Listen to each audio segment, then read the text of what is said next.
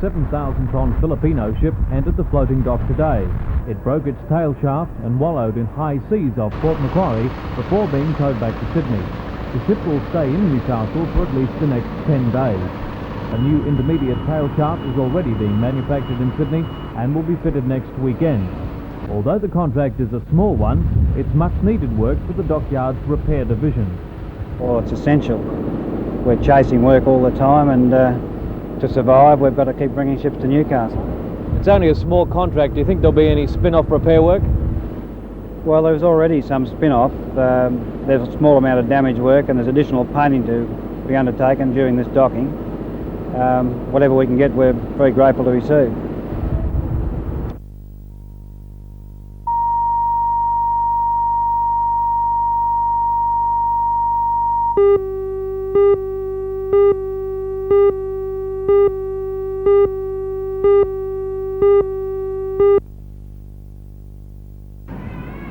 Minutes after the doors of the Great Hall were opened, thousands of people were ferreting through the piles of books for that undiscovered literary treasure.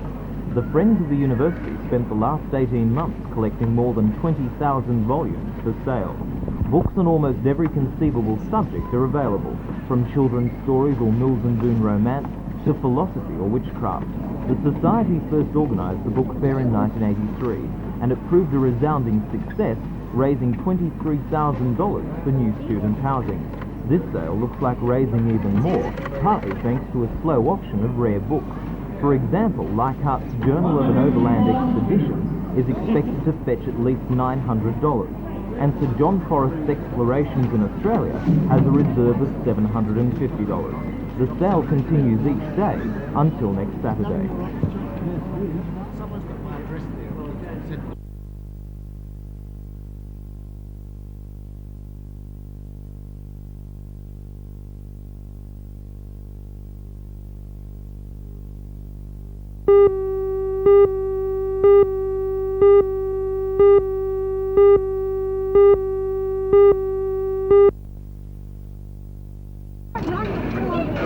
There is something about steam locomotives that never fails to inspire, and when this day of Peacock S-Class roared into Newcastle, there were plenty of enthralled spectators. The train, complete with original dog-box carriages, was picking up passengers for a joyride to Maitland and back. Even on such a short trip, the loco burns 5 imperial tons of coal and uses thousands of litres of water. The engine, known as 3026, was run by the State Rail Authority until 1974, when it was taken over by the Lachlan Valley Railway Co-op based at Power. Society members decided to bring the loco to Newcastle because there's simply just enough of it. If you want to ride the train, it will be making 2 more trips from Newcastle to Maitland tomorrow.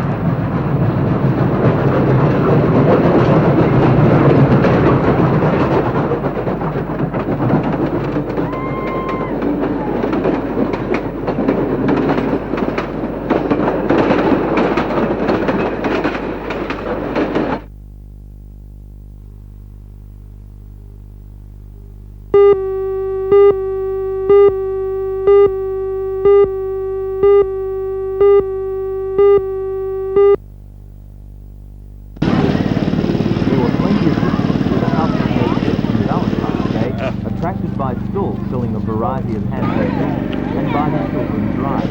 The market was an experiment for the organisation. Funds were normally raised by film of appeal, but organisers wanted to raise public awareness of the work that does with mentally and physically. The money raised will go towards the cost of the proposed retail nursery on the site, which will provide job training for the handicapped and further income for the organisation. The market day was so successful that it seems likely to be repeated once a month.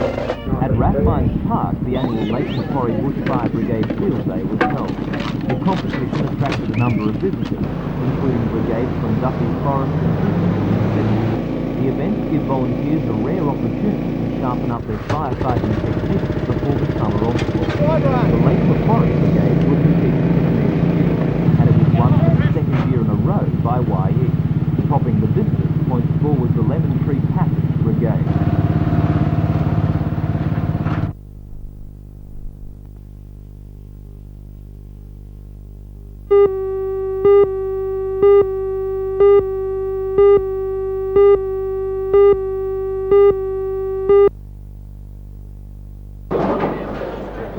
weekend at the Bennett Green Bowl.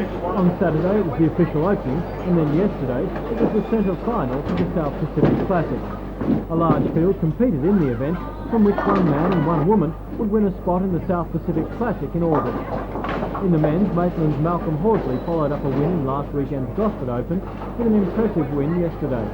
He scored an average of 214.7 over 16 games, with a high game of 256.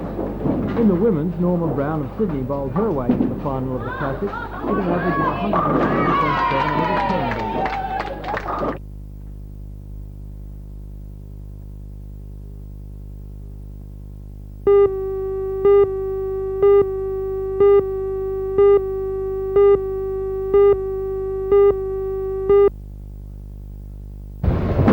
Privately owned bus had completed a school run from Port Stephens to the St. Clemente High School only minutes before it came down the hill in Freebert Street and steered into a house owned by Madge and Bill Carmody. According to the driver who was down at the time, two children leapt from the vehicle as it began to move away from the curb. As it gathered speed, it flattened the bus stop, veered to the right-hand side of the road and crashed into the Carmody's house. Mrs. Carmody was in the kitchen when she heard the crash. I thought it was a plane coming down. And then I said, no, it's at the front. I ran out the front. And, Police and ambulance rescue personnel applied their expertise to shoring up the front of the house so the bus could be extricated without causing the walls to collapse. Yeah, that's what I think.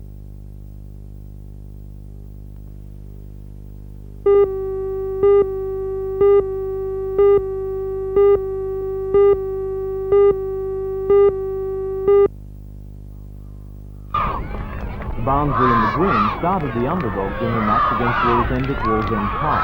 Barnsley is only a small primary school and has never reached this level of competition in the Mitre Cup. Wallsend, on the other hand, is a strong soccer school which 2 years ago reached the semi-finals of the knockout competition. The first half ended without score, and in the second half the difference proved to be Barnsley's star player Troy Halpern. Troy, who has just been picked for the state representative side, scored a powerful goal and never let Wallsend back into the game. Barnsley will now play in the semi-finals in Sydney later this month. Meanwhile, a school achievement of a different kind was on display at Cardiff High. It was a special treatment for local primary school and special school students of Cardiff's latest musical, Geisha. The show continues a tradition of Cardiff High Theatre that began in 1965. Geisha is set in the Japan of the 1890s. The tranquility of the tea house of the 10,000 Joys is upset by the arrival of some English naval officers. Of course, love blooms, and despite complications, results in a happy ending. Geisha begins its season on Friday night and continues next week.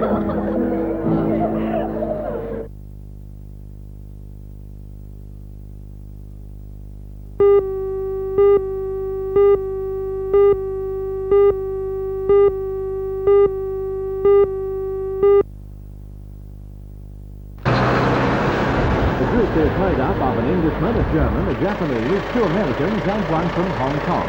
They are top-level finance and economic writers from such publications as the Financial Times, the Far Eastern Economic Review and Business Week. So far, they've been to Melbourne and Brisbane and will later see Perth, the Northwest, Root Island, Sydney and Canberra in that order. This afternoon, the Kooragang Coal Loader General Manager, Dennis Stone, showed them proudly over his facility, which BHP built and manages and maintains a 25% stake in.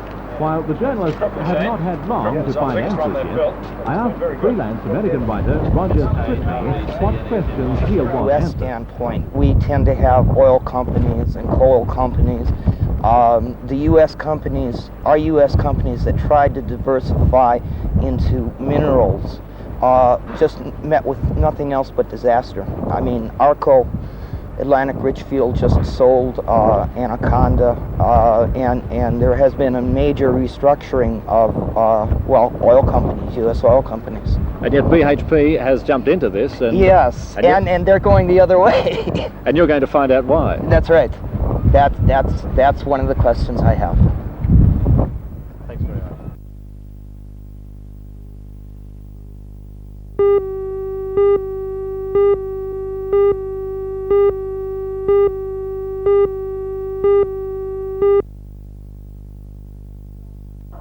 1-0. Newcastle soccer fans will have the rare opportunity to see one of the world's best teams perform locally on Tuesday next at Macquarie Field, Spears Point.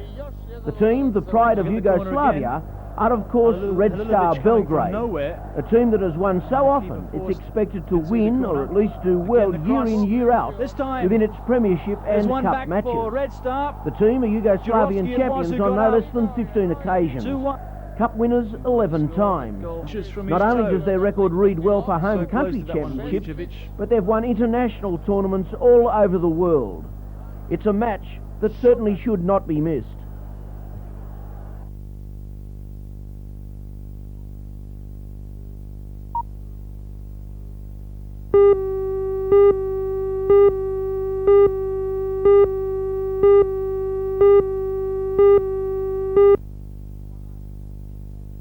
One eyewitness compared the collision and fireball to an atomic bomb blast.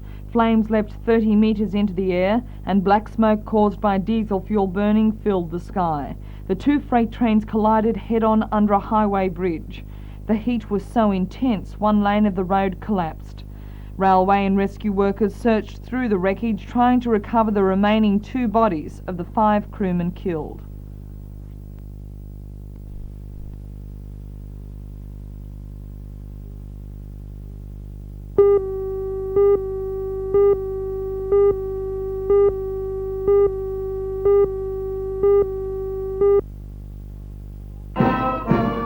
Yesterday, a dream came true for organisers when blue skies and huge turnout made the first Wallsend Winter Fair an outstanding success. Nelson Street in the heart of Wallsend, where the highest activity, has more than 6,000 people gathered to watch the grand parade. This featured many strange, expressive and unusual shapes and sizes, as well as floats and the Newcastle Police Citizens Youth Club dance band. The fair provided a boost to local businesses as people browsed through shops and stalls, while others enjoyed the sunshine eating or just listening to the jazz. Money raised from the fair will go to Newcastle's only youth refuge, which is located in Wallsend. It's in urgent need of money to pay for repairs and for basic living equipment. Yesterday's fundraising will go a long way to providing this, and thanks to the big turnout, the Wallsend Winter Fair is set to be repeated next year.